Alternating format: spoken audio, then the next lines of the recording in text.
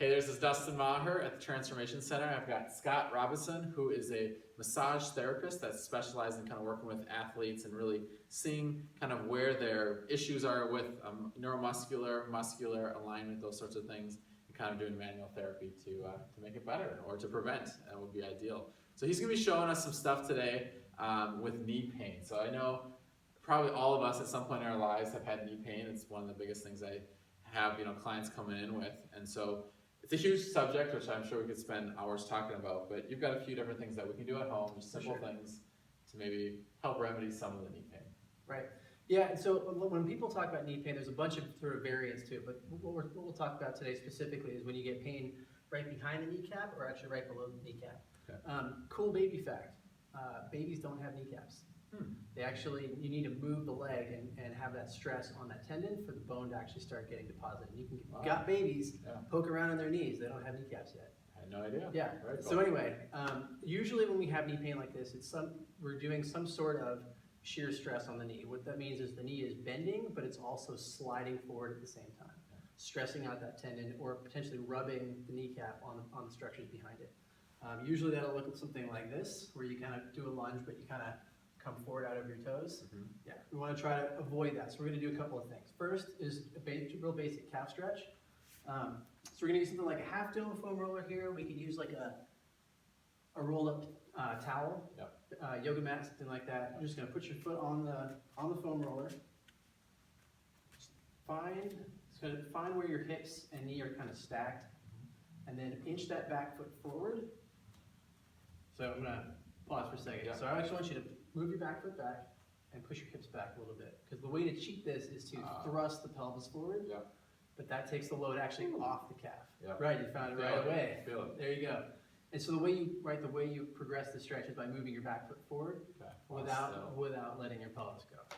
Yep. Feel it. And we want to do this both straight leg and bent leg. Again, about 2 minutes per side per variant. You definitely feel it all in the calf from all the way up, all the way down. Yeah, and this is this is sort of that integrated with your life. I actually keep a rolled up bath towel in front of my sink, so that when I'm washing dishes or cooking vegetables, whatever, I'm doing my calf stretches. That's great. Right, it's great. That's going to improve mobility in the ankle joint, which women who have worn high heels, For sure. or just myself too. That's one of the biggest challenges right now is to improve my dorsiflexion, pulling my toes towards my shins, and that's a great stretch. Yep. Okay, so number 2 is we're going to try to get some movement back to the knee itself. Right, when we were doing the toe stretch in the last video, the first question was like, how do we deal with the knees, because that really flex knee position is really stressful. So we're going to use the foam roller. We're not going to use it in the traditional way. So let's have you just on the ground with the foam roller perpendicular to your leg.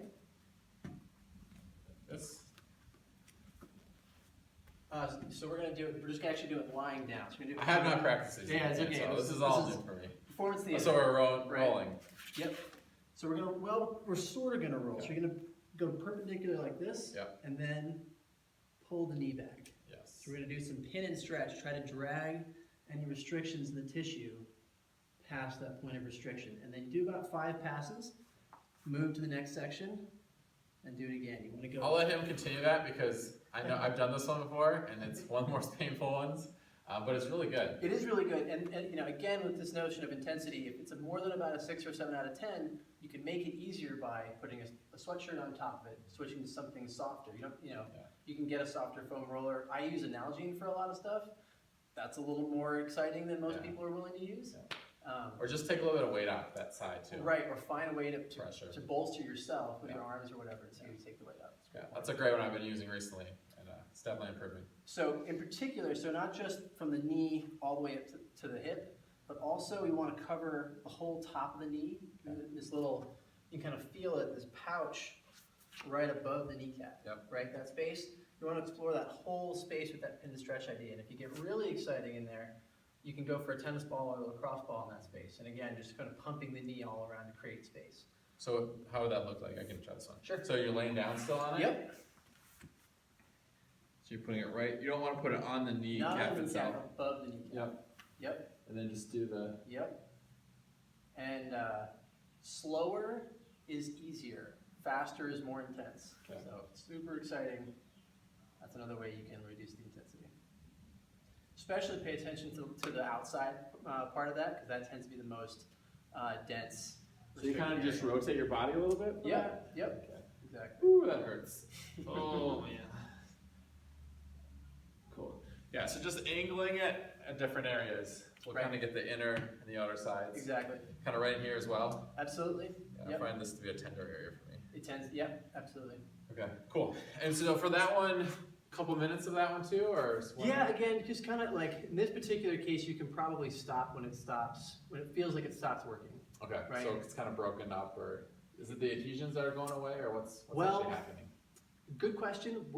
Research isn't super clear on that point yet. It's Yeah. probably either some change in the ability of the fascia to slide, Mhm. or the nervous system has relaxed some tissue that it was holding there, Okay. and now it's able to move more freely. Again, we're not super clear on how it works, Yeah. but that's our best guess at the moment. Yeah, so basically all these things are designed to kind of loosen the muscles up above and below the knee Right. to allow it to move better. Right, and now speaking of moving better, Mhm. right, so, we talked earlier about that sort of bad shear stress lunge position, so we're gonna do a quick drill on how to do that better. Okay, great. Right, so we're gonna start with sort of a 90-90 kneeling position.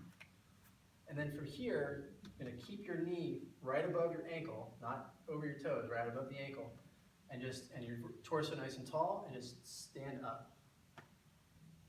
And then come back down.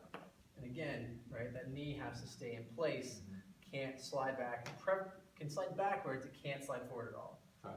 Right, once you get good at that, you can move that back foot forward a little bit, Okay. and now you have to think harder about pushing your hips back Yeah. in order to keep that knee vertical.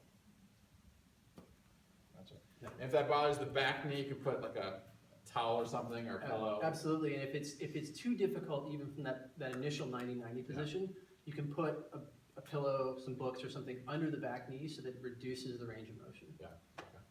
Awesome. Anything else? That was I think kind of that, covers it, yeah. Yep. And how can they learn more about your services here at Madison, or just kind of more information Sure. online? Yeah, you can find me online at integrationbodywork.net. Sign up for the weekly newsletter, or you can find me on Facebook, facebook.com/integrationbodywork. Awesome. I'm going to keep working on these and make sure I don't have any knee pain. Thanks. Hope you guys enjoy those tips, and we'll see you guys soon. Take care.